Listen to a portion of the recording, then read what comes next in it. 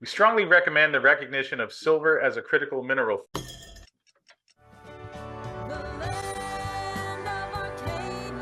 Well, hello there, my friends. Chris Marcus here with you for Arcadia Economics. And in today's video, going to go through a letter that was written last week. This came from Jillian Lenartz, who is First Majestic Silver's Director of ESG. And it was a letter that was signed by many of the silver mining executives and sent to the Canadian Minister of Energy and Natural Resources, who is Jonathan Wilkinson, and was laying out the reasons why silver should be recognized as a critical mineral for Canada. Certainly, a lot of things they mention are some of the same concepts and things that we talk about here on the show. And I think it's really a great step forward. I know over the years, a lot of people that I've spoken with want to see the silver mining companies take a more active role. And this was a letter that was also signed by 19 other executives. So really a positive step here, and thought we would take a read through this. I'll add a couple comments perhaps as we go along, but really interesting development. And so let us dig in as the letter begins. Dear Minister Wilkinson, as executive representatives from proudly Canadian silver mining companies and international silver miners that operate within Canada, we strongly recommend the recognition of silver as a critical mineral for Canada. Silver mining in Canada has a rich history dating back to the early 19th century. The discovery of silver deposits in places like Cobalt, Ontario, and the famous Kootenay region in British Columbia sparked a silver rush, attracting prospectors and miners in search of fortune. Cobalt Camp became one of the world's largest silver producers in the early 1900s. And over the decades, technological advancements and new discoveries in regions like the Yukon and Newfoundland further fueled the industry's growth. However, the latter half of the 20th century saw a decline in silver mining activities due to economic factors and declining ore grades. Recent years, there's been a resurgence in interest in exploration, driven by the increasing demand for silver in various industries, including electronics and renewable energy. Today, Canada remains a significant player in the global silver mining industry with ongoing commitments to sustainability and to sustainably and responsibly operate mines while tapping into our vast silver resources.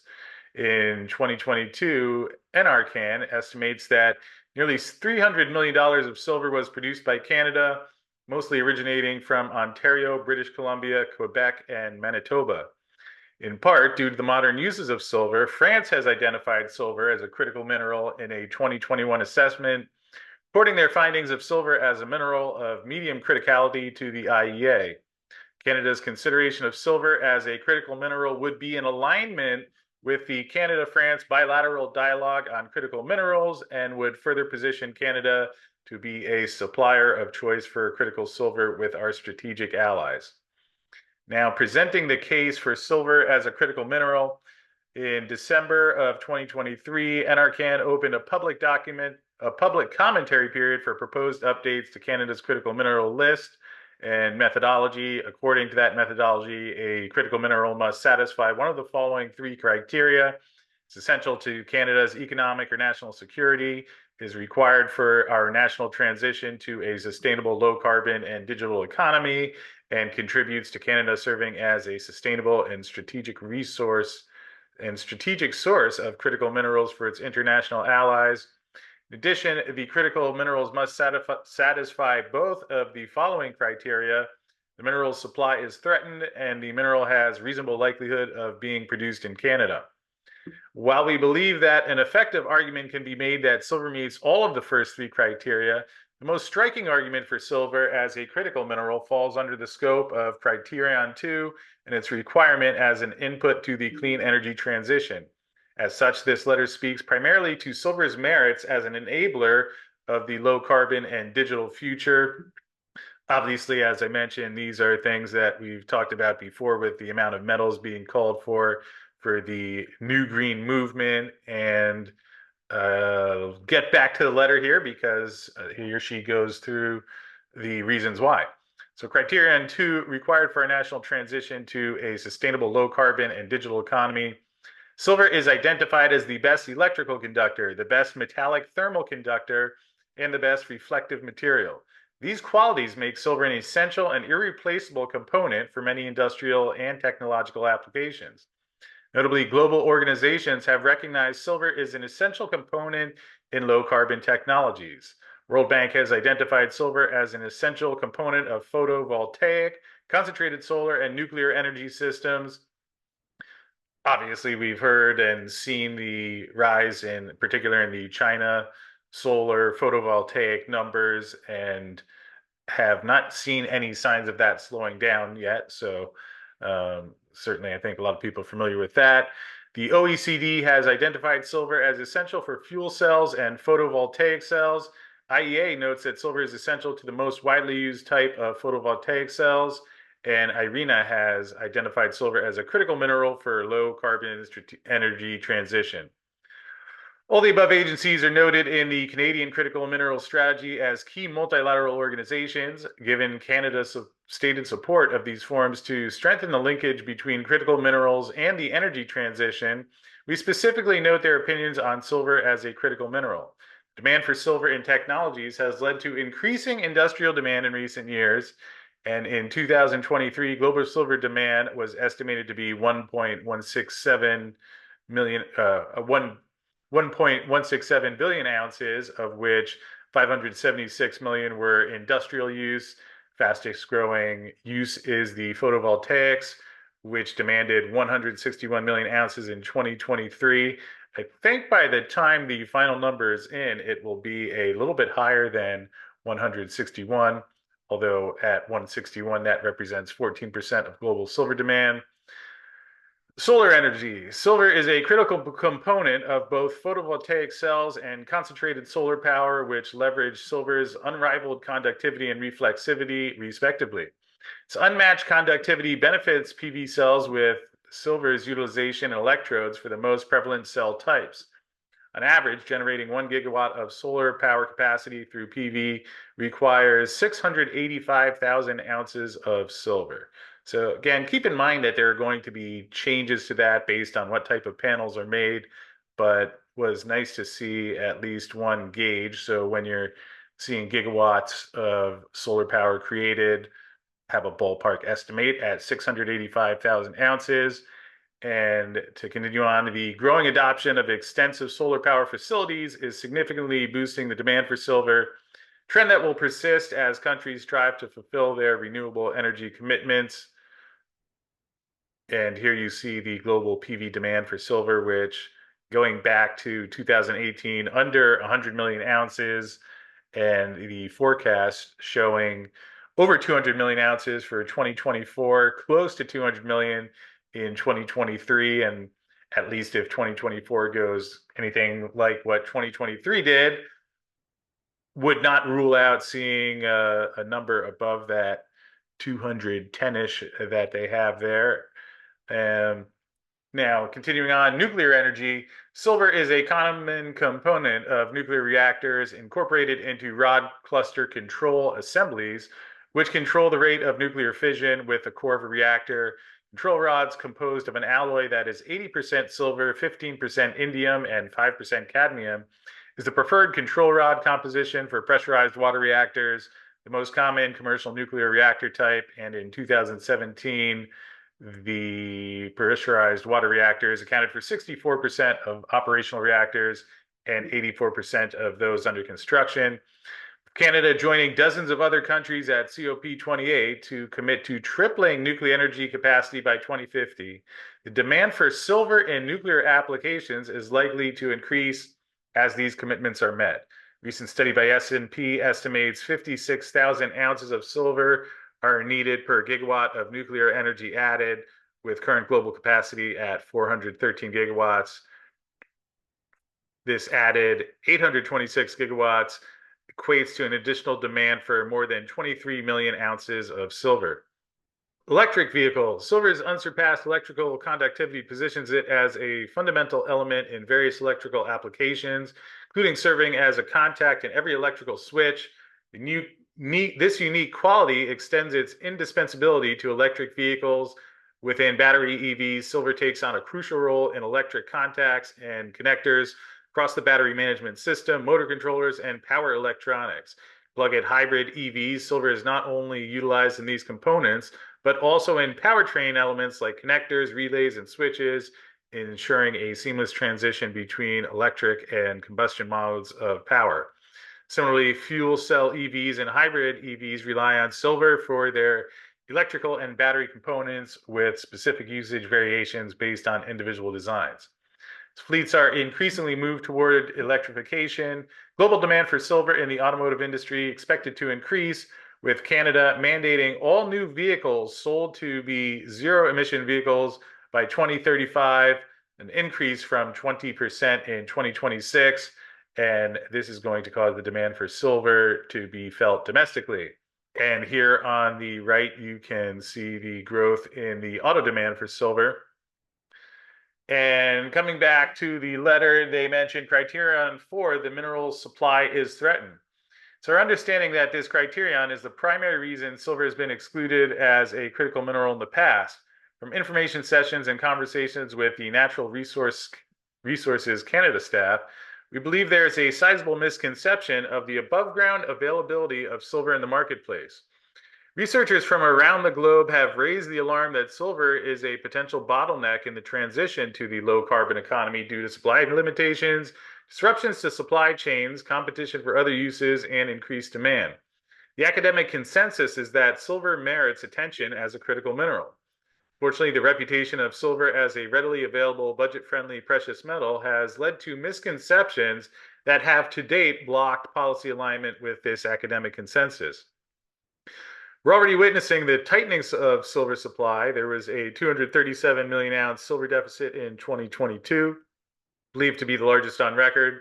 Importantly, the combined 2021 and 22 deficits more than offset the cumulative surpluses of the previous 11 years.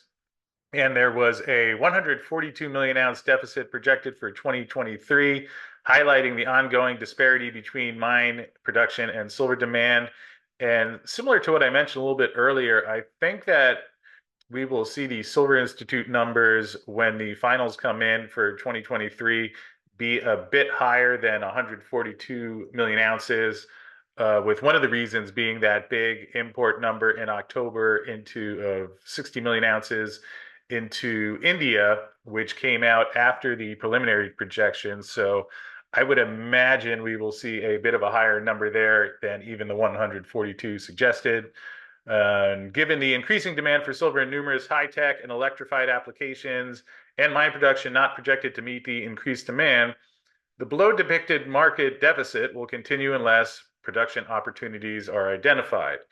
And certainly that is not a movement that is getting underway with the price of silver around $23, which is challenging certainly for many of the primary silver miners. So here again, you can see the deficits and as well as the surpluses going back, but obviously smaller surpluses and what we've seen in the last 2 years in particular has been reflected by what this letter also mentions about declining inventories in LBMA on the COMEX registered. And in the past year, more so out of the ETFs, as LBMA and COMEX have stayed rather flat over the past year or so, but we have seen metal continue to come out of the ETFs, which certainly makes me wonder if that is what has been used to fund the deficit in this past year. So as mentioned, academic researchers have highlighted the severity of silver supply as a critical limitation to future low-carbon scenarios. In 2016, Grandel found that of 14 key minerals and metals examined, silver posed the most critical market limitation to the energy transition. 2019, Lopiano indicated that the pace of expansion of silver mining is a limiting factor to PV rates of deployment. And in 2023, Hallam indicated that by 2025, 85 to 98% of silver reserves will be needed for PV applications exclusively, not considering other demands for silver. And finally, a 2023 Energy Transitions Commission's report found that the consideration of both energy production and EV demands lead to a projected silver demand of 190% of the global silver reserves by 2050. So as you've probably heard many times before, the rate of silver production and silver reserves at the current time does not match up with what is being called for. Certainly the case with a variety of minerals, but um, talking about silver here and beyond supply demand imbalances, the geopolitical sources of silver merit consideration. Carnegie Endowment for International Peace reviewed silver in its examination on the geopolitical stability of sources, materials essential to low carbon technologies, with a focus on the USA's ability to secure silver. In light of the Canada US Joint Action Plan on Critical Minerals Collaboration, this work is highly relevant. Key takeaways include an 8.5% silver deficit if countries without free trade agreements with the US are excluded, and a 56.5% deficit if countries with fragile democracies are excluded. Ultimately, the authors identified 7 minerals with a significant reserve risk in an energy transition: cobalt, graphite, lithium, nickel, silver, tellurium, and tin. All but silver are currently recognized on Canada's critical minerals list. One quick note here, how they mention, depending on how you break down the silver numbers, along with whether it's countries that are going to be trading. And we did see from the USGS a doubling of Russia's silver reserves, although how much of that silver would be available to North America is another question. On the other hand, you could say that certainly to help meet Chinese demand might be more readily available, but certainly a factor that want to leave in the back of your mind in terms of some of the silver that's out there and where it's coming from. But criteria number 5, the mineral has a reasonable likelihood of being produced in Canada. Canada produces silver as a byproduct of other mining activities, namely copper, zinc, nickel, lead, and gold primary mines. And in 2022, Canada was the 13th largest producer of silver in the world. And Canada is also the USA's second largest source of silver, providing 21% of the USA's silver imports. However, silver production has declined over the past decade. Key reasons for the reduction in mine production include declining ore grades, which occur as silver-rich veins are mined out, leaving the less rich material for production. To replenish reserves of viable mine resources, additional exploration is needed to identify new ore bodies. This illustrates the need for concerted silver exploration and development to support Canada's ability to continue supplying critical silver to the world. Of course, the unfortunate part is that with a bear market, especially in the silver miners and the explorers and developers, the ones that we're seeing are needed the most here, there's been a bear market that has done the exact opposite of supporting that movement forward. So it's not as if we're seeing these issues need additional silver supply and the world is out there searching for it. So here you can see Canadian silver production, which has gone down almost 50% since 2012. And she closes, we thank you for the opportunity to comment on the proposed updates to Canada's critical minerals list and methodology. We trust that the information provided herein, as well as within detailed feedback that we are providing directly to Natural Resources Canada, demonstrates the importance of silver to our clean energy future and the increasing supply risks that the world faces. Look forward to consideration of silver as a critical mineral and welcome the opportunity to discuss our recommendation at your earliest convenience. And again, as I mentioned, that is from Jillian Lenartz, the director of ESG at First Majestic. And you can see here, signed by Keith Newmeyer, Michael DiRienzo of the Silver Institute, Andrew Pollard, who certainly we've had on the show here several times, BlackRock Silver, one of my favorites in the mining industry, Sean Kunkven of Dolly Varden, Dan Dixon, who is part of Endeavor, which is bringing their Terra mine into production later this year, and also Phil Baker of Hecla Mining, Chris Ritchie of Silvercrest, and also Galen McNamara of Suma Silver, really sharp guy out there in the silver world. So just wanted to pass that along, as I know we can see this trend developing. We see what the governments are calling for in terms of the green movement, and you see a disconnect. Certainly, we talk about that plenty here, and just encouraging to see that a variety of folks from the silver industry who are quite accomplished in what they have done, have taken the time to put this together and officially contact the Canadian government. And we'll look forward to seeing if there is a response. Hopefully there will be. And this is one of many positive movements forward in terms of having a reliable supply of silver to meet the things that we want to be doing in the world going forward. My guess is to get to that point, probably going to need a higher silver price, although we'll leave that aside for today. And I'll put the link to this in the description field below. So if you'd like to take a slower read through it at your own time, you can certainly do so. But just wanted to make sure you were aware of this. Hope you enjoyed that, and we will see you again soon.